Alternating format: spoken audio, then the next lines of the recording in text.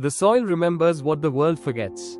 Beneath the thick forests of northern Japan, where mist lingers between ancient cedars and the wind carries whispers older than the empire itself, lies a secret ritual, a ritual that danced on the edge of death and defiance.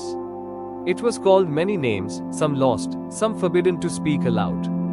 But among the Ainu, the indigenous people of Hokkaido, it was once whispered as the rite of silence. A ceremony where the living were buried, alive. Not as punishment, nor as execution, but as a conversation with the earth. A symbolic death that promised rebirth, purification, and sometimes, something far more mysterious. For centuries, Japan's northern lands were ruled not by samurai or emperors, but by spirits. To the Ainu, every stone, river, and flame carried a kamui, a divine presence. They did not see themselves as rulers of the world, but as participants in a cosmic balance between life and nature. And yet, somewhere in their rituals of gratitude and mourning, one ceremony blurred that sacred balance. A ritual so quiet that it left no trace, no written word. Only oral whispers passed through generations, until one account, told by an outsider in the late 1800s, revealed a chilling detail. They buried her beneath the soil, he wrote. Not to kill, but to speak with the gods through silence. But who was she? And why did she come back? Tonight, we uncover the forgotten story of the Ainu burial rite that defied both death and time, a ritual that forces us to ask, what if being buried alive was not the end, but the beginning? Before we step into the soil, we must understand those who walked upon it. The Ainu, the forgotten guardians of Japan's northern frontier. Long before Tokyo rose from the plains, before emperors wrote poetry in golden halls, the Ainu thrived in harmony with the land. They hunted bears, fished salmon from crystalline rivers, and wove robes from bark fibers and fur. To outsiders, they looked primitive. To those who listened, they were poets of nature. Their world was woven with kamui, divine spirits that lived in everything. Fire was a goddess. Water was a messenger. Even death was not an ending, but a homecoming. In their rituals, the Ainu honored death with calm reverence. They believed the spirit world was not separate, it was just beneath the thin veil of breath and soil. To cross it was not tragedy, it was transformation. But there was one ritual, one act of devotion or desperation, that outsiders could not comprehend. It was said to occur during great grief, illness, or spiritual imbalance. When a person was believed to be touched by kamui, they might be returned to the earth, temporarily laid beneath the soil, alive, as a plea for healing or forgiveness. Was it a symbolic burial? Or something far darker? Some accounts claim they were placed in shallow graves, covered lightly, surrounded by chanting relatives. Others whisper that the buried could hear the world above, their breath slowed, their heartbeat echoing through the ground, waiting for the spirits to speak. The Ainu saw death differently. Where we see fear, they saw dialogue. Where we see burial, they saw surrender. And in that surrender, came a story that no one could explain. It began, as many stories do, with loss. A woman, unnamed, unrecorded, who had lost her husband to the river's fury. Grief consumed her. She refused to eat, refused to speak. The elders said her spirit was disconnected. To them, silence was not emptiness, it was danger.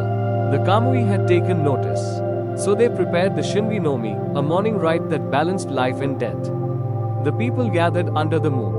A shallow pit was dug near the river bank, surrounded by offerings, fish bones, bear skulls, and carved wooden sticks known as Ainu. The woman was dressed in her finest robe, the same one worn in life celebrations.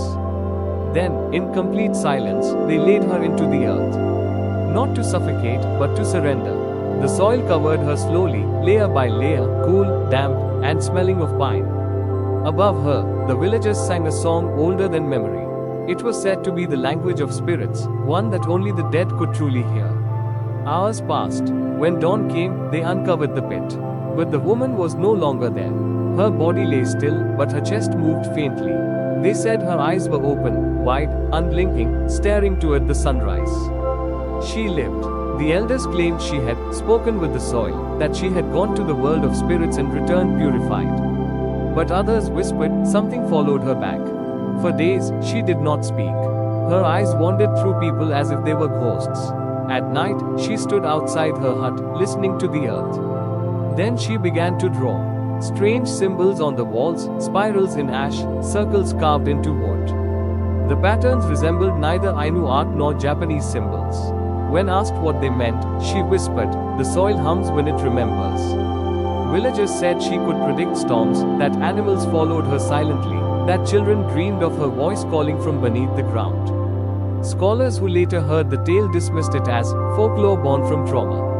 But Ainu elders believed otherwise, that she had crossed to the spirit realm and brought back a fragment of the Kamui's voice. Some said she was blessed.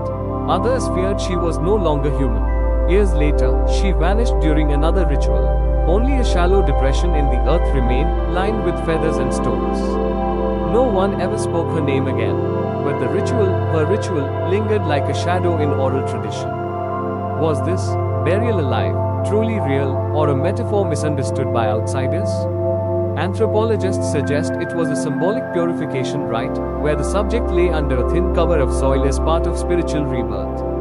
Similar practices appear across the world, in Siberian shamans, Celtic earth rituals, and even modern psychological rebirth ceremonies.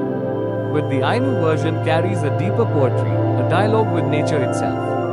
The burial was not meant to end life, but to listen to the earth. And yet, some historical hints suggest darker truths. Early Meiji-era travelers recorded strange, mourning burials among northern tribes, ceremonies performed to cleanse grief or madness. Whether myth or memory, these accounts describe the thin line between symbolic death and actual danger. Perhaps the Ainu did not fear death because they never saw it as separate. To them, dying and dreaming were reflections of the same journey, one through silence, one through soil. And maybe, the woman who returned wasn't reborn in the way we think. Maybe she simply learned how to listen, to the hum beneath her feet, to the pulse of a living planet. The soil remembers, and sometimes, it speaks back. The story of the Ainu in their buried alive ritual is more than myth. It's a mirror held up to our own fear of silence, of surrender, of death itself. We bury our dead, but never ourselves. We close our eyes but never truly see what lies beneath. The Ainu, in their quiet defiance, dared to touch that threshold. In modern Japan, the Ainu struggle to preserve their identity, their songs, language, and rituals once silenced by colonization. But through stories like this, their spirit endures, whispering through the soil, through the forests, through the quiet that we've forgotten how to hear. Maybe the true meaning of being buried alive is not about dying, but about remembering what we've buried inside ourselves. So, the next time you walk barefoot on the earth, pause. Listen. Perhaps, somewhere deep beneath the surface, the soil still hums, remembering the ones who once spoke in silence. Some stories never die, they just wait beneath the soil. If you liked this video, like and subscribe to our channel for more mysteries and stories.